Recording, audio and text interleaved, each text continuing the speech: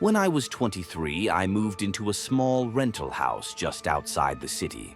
It wasn't much, but the rent was cheap, and the neighborhood was fairly quiet. The house had one bedroom, a tiny kitchen, and a narrow living room. My parents lived a couple of hours away, and I was excited to finally have a place of my own. One weekend, I invited my two friends, Mark and Ryan, over for a small get-together. It was nothing crazy, just some drinks, music, and a movie. By midnight, we had all had a few drinks, and the night was winding down. Ryan decided to crash on the couch while Mark took the recliner. I stumbled into my bedroom, barely bothering to close the door before passing out. At around 3 a.m., I woke up. The house was dead silent, but I had this unsettling feeling in my chest. My phone was lying on the nightstand, the screen glowing with a notification. As I grabbed it, I heard something. Footsteps. They were faint but deliberate, coming from the living room.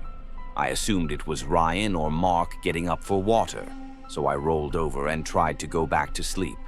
But then I heard it again. This time, the sound was closer, the creak of the floorboards outside my door. I sat up, my heart racing. I held my breath, listening. The handle of my bedroom door twisted gently, and I froze. The door was unlocked. Why hadn't I locked it? But whoever was on the other side didn't come in. The handle released and the footsteps faded away. I was too scared to move. I pulled the covers up, trying to convince myself it was just one of my friends, maybe half asleep and confused. The next morning, I woke up to sunlight streaming through the blinds. Mark was gone, having left early for work. Ryan was still snoring on the couch. I tried to shake off the fear from the night before, chalking it up to my imagination. But then I noticed something odd. The front door. It was slightly ajar. I knew I had locked it before going to bed. I quickly shut and bolted it, then checked all the windows. Everything else seemed fine. I asked Ryan if he had gotten up during the night, but he swore he hadn't. Still, I tried to push it out of my mind. A few nights later, I was alone in the house. It was late, and I was watching TV on the couch. The glow from the screen illuminated the room just enough for me to see the dark shapes of the furniture. That's when I heard it. A distinct tapping. It was soft, rhythmic, like fingernails lightly rapping against glass. My stomach dropped. It was coming from the window behind me. I didn't want to look. Every part of me screamed not to turn around, but I did. Slowly, I craned my neck, peering over the back of the couch. Nothing. The window was empty, just the reflection of the dimly lit room staring back at me. My pulse pounded in my ears, and I quickly drew the curtain. Telling myself it must have been a tree branch, I tried to relax. But as I lay in bed that night, the feeling returned, that suffocating sense of being watched. The following day, I decided to install a cheap security camera in my living room. It connected to my phone, allowing me to check the footage whenever I wanted.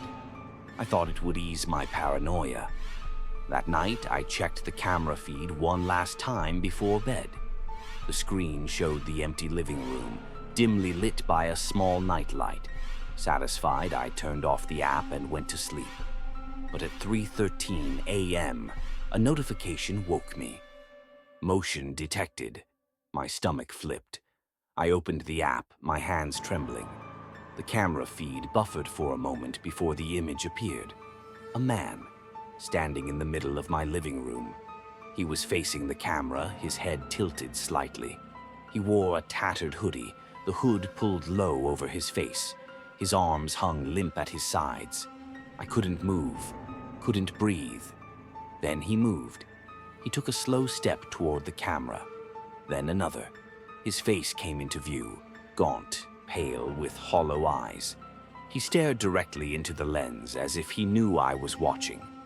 The screen flickered. Then it went black. I didn't sleep for the rest of the night. I called the police, but when they arrived, the house was empty. There were no signs of forced entry. The doors were still locked. But they found something else. Small, muddy footprints, leading from the living room window to my bedroom door. I moved out the next week. I still check the footage sometimes, just to make sure. But I'll never forget the way he looked at me through that screen. Like he knew. Like he was still watching.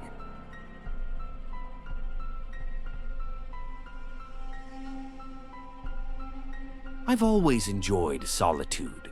There's a certain peace that comes with being alone, away from the constant noise and demands of the world. That's why, a little over 5 years ago, I bought a small cabin tucked deep into the woods of northern Michigan.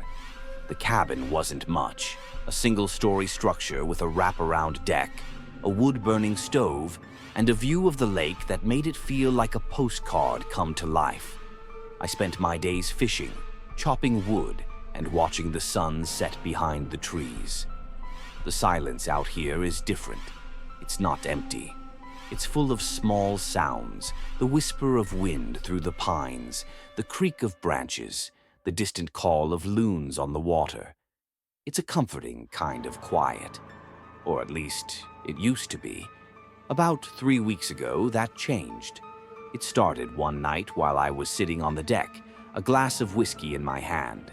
The sky was clear, stars scattered like salt across black velvet. I was halfway through a sip when I heard it, a soft crunch from the tree line. I froze. Deer were common, even the occasional black bear, but something about this sound was different, deliberate. I scanned the woods, the darkness pressing against the light spilling from the cabin windows. Nothing, just trees and shadows. I shrugged it off and went back inside, bolting the door behind me. Maybe it was just a branch falling or a raccoon rummaging. Nothing to worry about. But the sound came back the next night, and the one after. It was always the same, a rhythmic, careful movement, footsteps. They never came too close, just lingered at the edge of my property like they were watching. I tried to rationalize it, maybe some curious animal or even a neighbor wandering too far. But the nearest town was over 20 miles away, and my only neighbor was an old man named Harold who rarely left his own cabin. Then the scratching started. It was faint at first, a light, persistent scrape against the wooden siding of the cabin. It happened just before midnight, as if something was testing, probing. I sat up in bed, listening as the sound crawled along the wall outside. I didn't move. I barely breathed. Eventually, it stopped, but I didn't sleep that night. The next morning, I checked the cabin's exterior. No footprints, no marks, nothing. Still, I felt unsettled. I made sure the locks were secure, pulled the curtains tight, and tried to go about my day. But that feeling, that gnawing sense of being watched, never left me. A few nights later, it escalated. I woke to the sound of tapping. It was slow, methodical, like fingers drumming against glass. My heart pounded as I sat up, my eyes locked on the bedroom window. The curtains were drawn, but the sound was unmistakable. Tap, tap, tap. I forced myself to move, creeping to the window. With trembling hands, I pulled the curtain aside. Nothing, just my own pale reflection staring back at me. I held my breath, waiting. Then, as I started to turn away, I saw it. A face, pale and hollow, with eyes like two black voids. It was only there for a second, but that was enough. I stumbled backward, my chest heaving. By the time I mustered the courage to look again, the face was gone. I didn't sleep at all that night. The next day, I called Harold.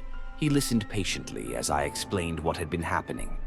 When I finished, there was a long pause. "You're not the first," he said quietly. He told me stories, rumors passed down by the few who had dared to live this far into the woods. Stories of figures that roamed the tree line, tapping on windows, scratching at doors. Some believed it was a spirit. Others said it was something older, something that fed on fear. "Whatever you do," Harold warned, "don't let it in." That night, I barricaded the windows and double-checked the locks. Every creak and groan of the cabin made me flinch. But the worst part was the silence. There was no tapping, no scratching, only stillness. Then, around 3 a.m., the knocking began. It wasn't soft or tentative. It was loud, demanding. 3 sharp knocks. I gripped the baseball bat I had brought to my bedside, my palms slick with sweat. The door rattled as the knocking grew more aggressive. I shouted, my voice cracking, but there was no reply. And then, it stopped. When I finally opened the door at sunrise, the porch was empty. Only a single blackened handprint smeared across the wood remained. I'm not sure how much longer I can stay here. Every night the knocking returns. Some nights it's at the door, other times the window. And sometimes I hear the floorboards creak like something is already inside, but I won't let it in. I can't, because I know that once I do, I'll never be alone again.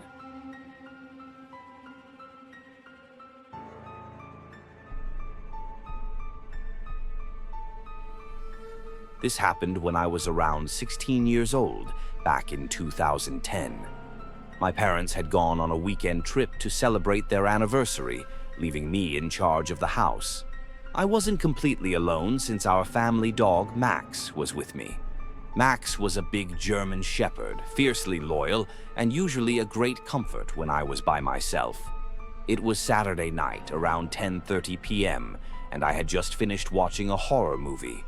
In hindsight, that probably wasn't the best choice considering what happened next. I was settling into my room, scrolling through my phone when Max suddenly perked up, his ears twitching.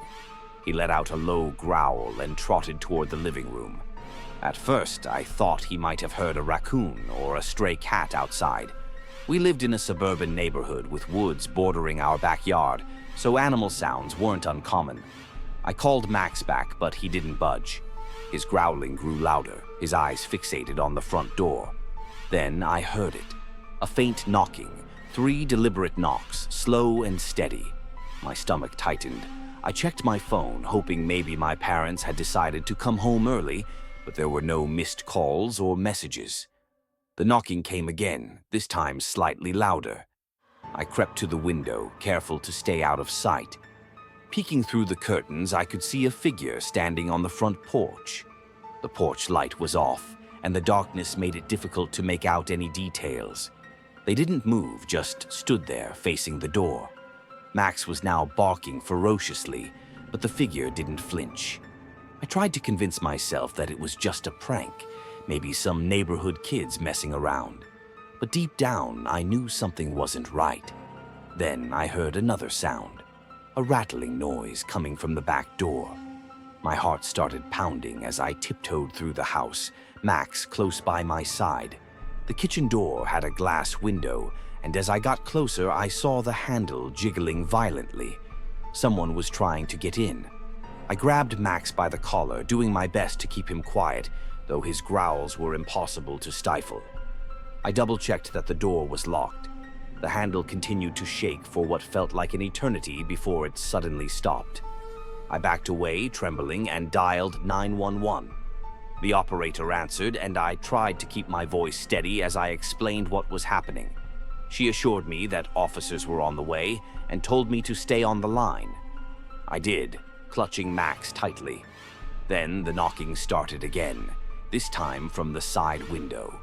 It was closer, much closer. I glanced toward the window, but I couldn't see anything.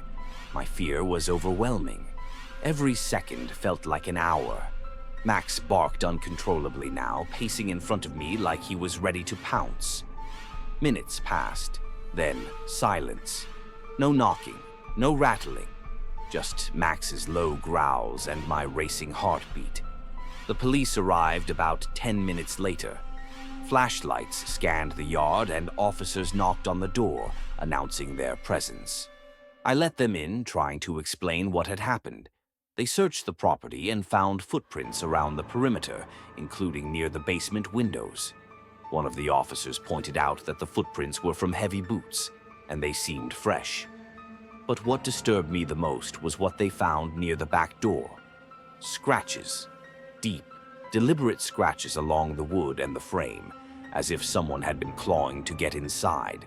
Whoever it was, they were determined, one officer remarked, shining his light along the marks.